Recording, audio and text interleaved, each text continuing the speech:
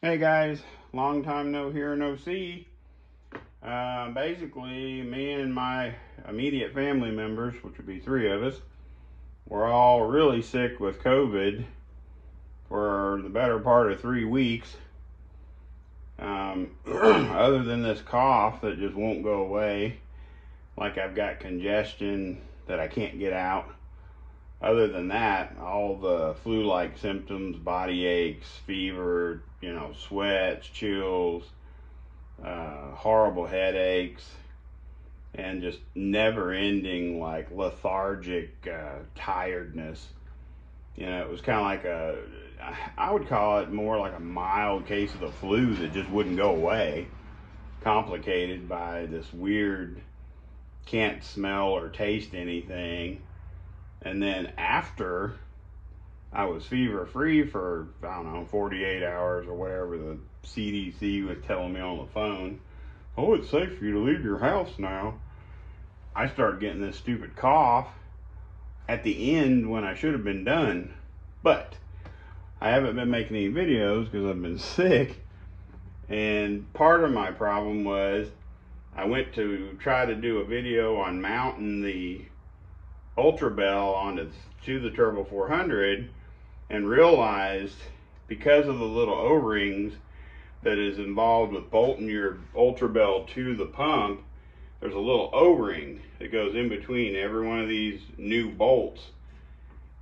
It's a pain in the neck to put those little O-rings in there, because when you go to put your bolt through the Ultra Bell, it just pushes it disrupts any plan you might have for that O-ring. So I talked to several people, friends of mine, and they were like, well, the easiest way to install an Ultra Bell is to hold your transmission vertical. Well, I'm not going to be able to hold the transmission vertical.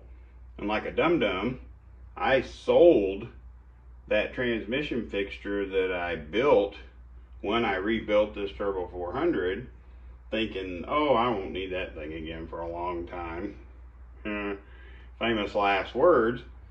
So I kind of got to looking on mostly Marketplace, not Craigslist, and then lo and behold, there was a guy that had transmission fixtures for sale locally, and I was like, oh, I'll hit that guy up and see what he. So we worked out a time to meet once I was COVID safe. So I had to drive all the way to Paola, Kansas. What I like about his setup is his mount, you can mount it to a workbench or mount it to an engine stand. Like, you can do either or. You just pull your, I don't know what you'd call that, like your hogshead or whatever, off your engine stand, and then this uses those bolt holes to bolt directly to your engine stand. And then you use this to slide into the receiver to hold it at this angle or this angle. And I was like, oh, okay, that's pretty cool, because a lot of these you find on eBay and whatnot, they only mount to the workbench. They don't go to an engine stand too. I said, okay, I'll buy one of those. Well, I haven't felt good enough to come out here and mess with it. So recently, today, day after Thanksgiving, I'm out here kind of trying to get back on my feet and testing the fitment to this pipe, which is plenty tight. There's absolutely no concern with any unnecessary clearance between this and your fixture. I realize the bolts that came with this mount, aren't long enough here. And basically what he did, and I'm not mad at him, I'm not hating on him, but would have been nice to notice, but when I bought it, is he bought this kind of, like, when you go to places like Tractor Supply, Home Depot, places like that, you can buy these bolts. These are 1/2 inch 13 thread.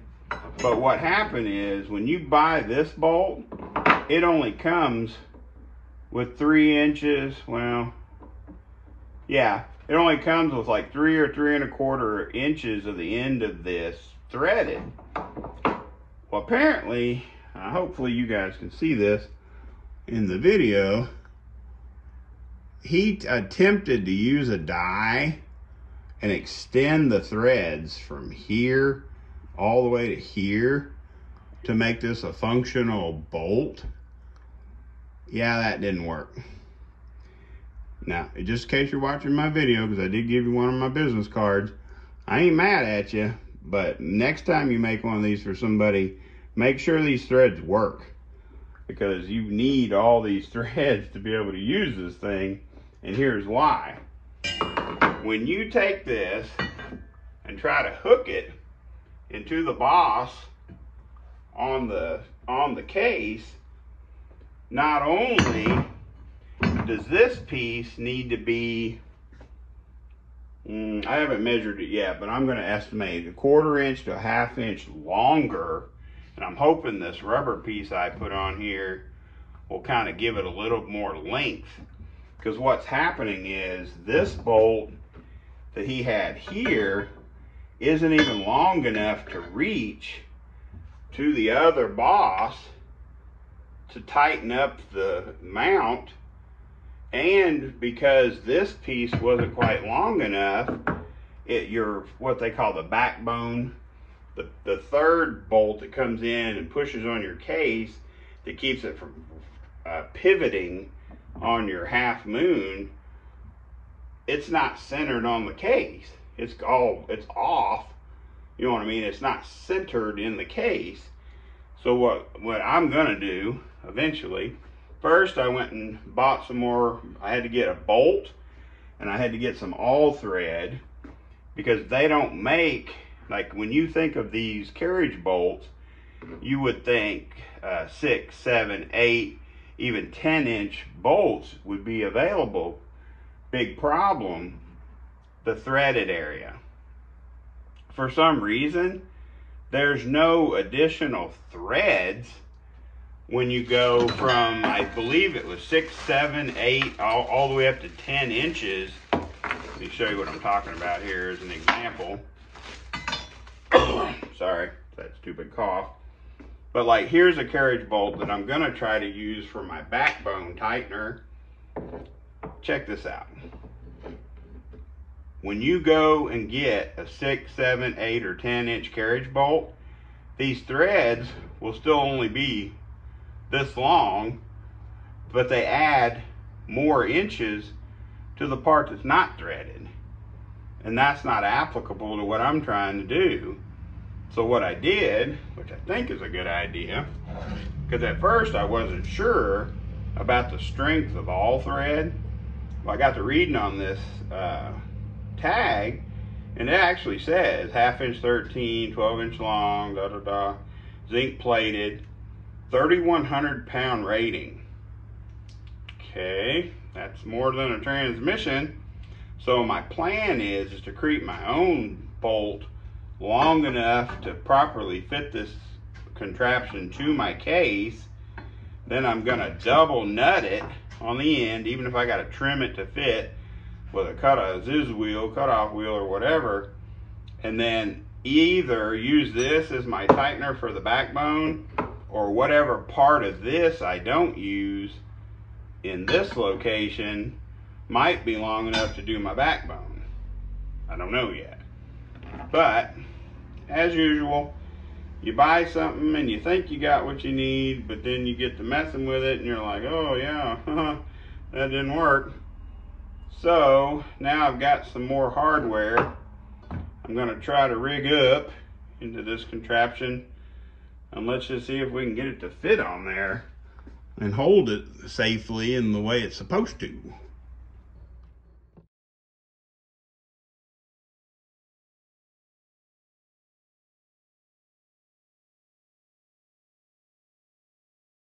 Okay guys, now I'm just doing a mock-up on here, but I'm just trying to show you what I'm talking about.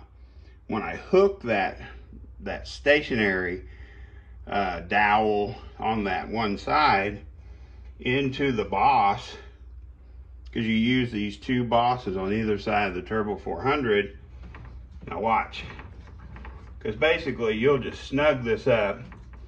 Like the one I made, you had a nut on the end of here, and you could just snug this up because you don't want to break your case.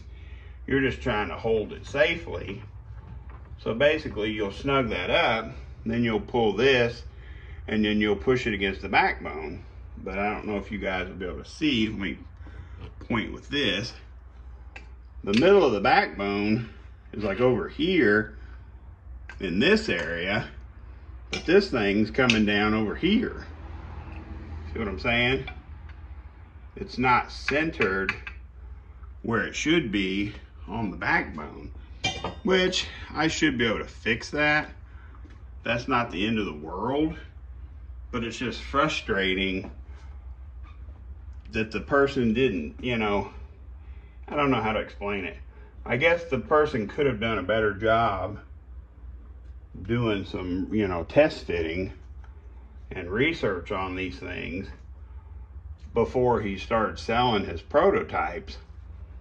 But, you know, well, let me just throw another bolt in here and then I'll catch up with you in just a second. Okay guys, just so you can see what I'm talking about, once you have it installed in that direction, the backbone bolt is way off. Like literally the center of that transmission is like right here, right in this area. And you can see, looking straight down the backbone, that thing is way off. But what I want to do, just to make sure there's no discrepancies on how thick or how far the bushings, or not the bushings, the bung areas on the sides of the transmission could be slightly different. Let me take it loose real quick, flip it around, and put the mount on the other side and just see if that helps center up that backbone. Well guys, second verse, same as the first. You know, you got the center of the backbone here, and this thing's offset by over an inch.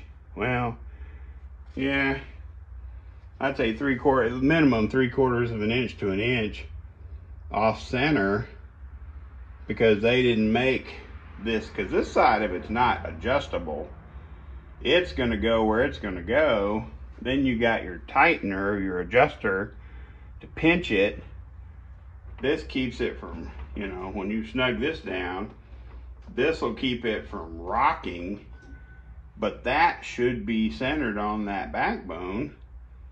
And that little detail was overlooked, which isn't, you know, it's not a deal breaker. I mean, I can fix it, and I will fix it. It's just frustrating that, I don't know, I was trying to figure out why or what people look at, you know, when they're doing stuff like this, because you know that they're using a transmission to mock up their product. I don't know. Anything can happen, dude. You know, that's why they always say, measure twice, cut once, because, you know, things can get off kilter, or maybe if you're trying to make more than, you know, too many at a time, maybe you get off somewhere, or I don't know. And, you know, it may work with that thing all not centered on the case like that, but man, when you got a $1,000, $1,200 transmission, or $4,000 or $5,000 transmission, and you're expecting that thing to hold it, you know, you're going to want to make sure that every component is welded properly, has good penetration, it's strong enough. And I don't know, I just wanted to share this with you because this is the first video I've had enough energy to try to make. Once I can get this contraption to work properly and I know it's safe, and I can show you, because I wanted to show you all the headaches I went through with the measuring the case, trying to cut the case to match the Super Bell, how if you followed the directions from the JW Ultra Bell company, you're going to have a huge 7/16 to like ½ inch gap between your case and your Ultra Bell, which may be only aesthetic. Maybe that does not change any structural integrity, but it just looks crappy. You know what I mean? I don't understand why reputable company like JW is sending out these instructions and these measurements of, hey, measure here, cut here, you know, grind to fit. Holy bejesus, if you even do their rough cut measurement, you're gonna have a huge flipping gap between your case and the stupid Ultra Bell. But I will cover that in detail on my next video whenever I can get this crazy transmission holding fixture to work properly. Sorry. I'll get her cleared out. I just got to keep my breathing hole clear and I should be good. Anyway, that's where I've been. That's what I've been doing. I appreciate you guys sticking with me and, you know, watching my videos and being patient and knowing that once I can, I'll get them all. I'll get caught up on some videos and show you guys some good stuff. Please like, subscribe, share, hit the little bell, all that good stuff that makes YouTube happy. Thanks, guys.